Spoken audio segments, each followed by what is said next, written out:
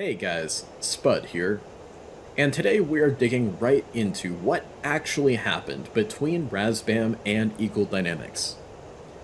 Very shortly after Razbam went public with the dispute between themselves and Eagle Dynamics, I wrote in my Discord server what I thought happened between the two entities based on Razbam's past announcements and statements, going back quite a ways. Very shortly afterwards, I was contacted by a source speaking on behalf of himself and another source who had verifiably intimate knowledge of the dispute behind the scenes, who confirmed my post of what transpired between Razbam and Eagle Dynamics, as well as filled in a few details for me.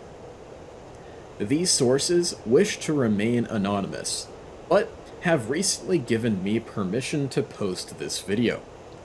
I have been sitting on this information for more than a year now, and I believe it's important for folks to understand what happened behind the scenes as much as possible.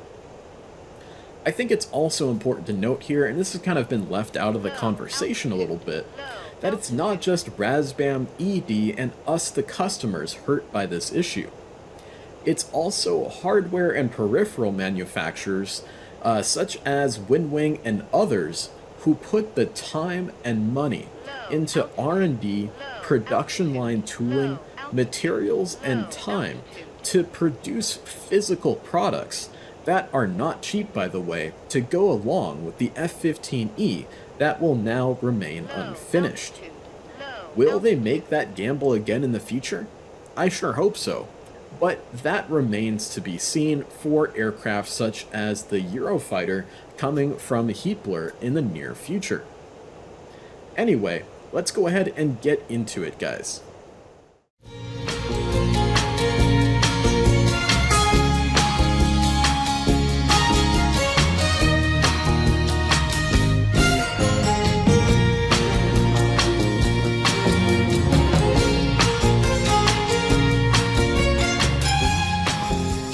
Okay guys, let's get started with our explanation of what actually happened between Razbam and Eagle Dynamics. To start off here, let's go over the diagram we're going to be using to better explain the dispute between the two parties. In the first little bubble up top, we of course have Eagle Dynamics themselves. Then in the bubble off to the right, we have Razbam. Down below in their own little bubble, we have the Ecuadorian Air Force, who is a very important party to the dispute between Razbam and ED, surprisingly. And off to the left, we have the most complex part of the diagram, and there's going to be some things here that those of you guys out there who are more casual DCS players and haven't, say, dug deep into the origins of DCS or the origins of Eagle Dynamics, there's some things here that you probably haven't heard of before. So in the first little bubble here, we have DCS, Digital Combat Simulator, the sim that we all love to fly and fight in together. Then in another bubble encompassing the DCS bubble, we have Edge, or the Eagle Dynamics graphical engine. Edge is Eagle Dynamics' special sauce. It's the game engine and graphics engine that makes the back end of DCS World work. And Eagle Dynamics has stated in the past that Edge is so important to them because no other game engine or graphics engine out there that they've done testing on can really do the same job that Edge does in terms of allowing very complex simulator modules such as, say, the F-15E or the FA-18C or, I don't know, the upcoming F-100 Super Saber to modularly hook into each other and interact with everything in the environment, and have everything in that environment interact with each other. Everything from, say, a bullet fired by an infantryman on the clear other side of the map to an SA-2 guideline battery firing a SAM at a F-14 flying at Mach 2 up at 50,000 feet on the clear other side of the map from that infantryman we talked about. So Eagle Dynamics also has another product, a product that is basically DCS World, but is tuned more for the sale to government entities, agencies, and militaries. And that is TBS, or the Battle Simulator. Now, the name of this product seems to change over the years slightly, and probably changes slightly based off of the customer that Eagle Dynamics is actually selling this product to. And TBS and Edge itself is really at the crux of the dispute between Razbam and Eagle Dynamics. So let's go into how Eagle Dynamics and Razbam interact with each other from a business sense and contractual sense while operating completely normally with no dispute. So Eagle Dynamics and Razbam, let's first clean up our diagram here. They will enter into a contract together to allow Razbam to develop for DCS World. So we'll put a little C here for contract. And that contract will allow Eagle Dynamics to give Razbam the tools, documentation, development tools, all this kind of stuff to allow Razbam to develop for the Eagle Dynamics graphical engine for the purpose of creating DCS World modules, such as the MiG-19, the AV-8B NA Harrier, the Mirage 2000, and of course the F-15E. So at this point, everything is running smoothly. Razbam is developing for DCS World. Eagle Dynamics is putting Razbam's modules on the Eagle Dynamics web store and the Eagle Dynamics Steam store front, where most of, if not all of, the sales of those modules are coming from. Of course, very little are coming from the Razbam site themselves, but the vast majority of folks are going to the Eagle Dynamics and Steam storefront for DCS. Now, the crux of the dispute between Razbam and Eagle Dynamics starts basically when the Ecuadorian Air Force and Razbam enter into a quid pro quo agreement where the FAE, or the Ecuadorian Air Force, will provide Razbam the necessary documentation for Razbam to develop an A-29B Super Tucano simulator for the Ecuadorian Air Force. And I said quid pro quo earlier, and that makes it sound kind of shady, but it's not at all in this sense. It's just the best way to describe it. It's just Razbam and the FAE entering into an agreement completely above board for Razbam to develop a simulator for the Ecuadorian Air Force. Absolutely zero problem, no problem there. And because Razbam is an expert in developing for the Eagle Dynamics graphical engine, they figured we'll just make a Super Tucano module for DCS for both the consumer side as well as for the military side. No problem, right? Of course, Razbam has already shown off their DCS World module to the French Air Force in different expos and things like that, and the French Air Force pilots have been super happy about it and whatnot. So, that's basically where we're at when the issue starts to crop up between Razbam and ED. Hopefully you guys are following here, and that's why I really wanted to make this diagram. However, the issue here is that Eagle Dynamics wants Razbam to sign a new contract for the development of the Super Tucano, because Eagle Dynamics wants a new contract for Razbam to develop the Super Tucano for the Battle Simulator, or TBS, as opposed to having the Super Tucano be a DCS module to then be used by the Ecuadorian Air Force. Now, let's back up here and let's talk about why Eagle Dynamics would want Razbam to make the Super Tucano a part of TBS for the Ecuadorian Air Force. There's a few different reasons why.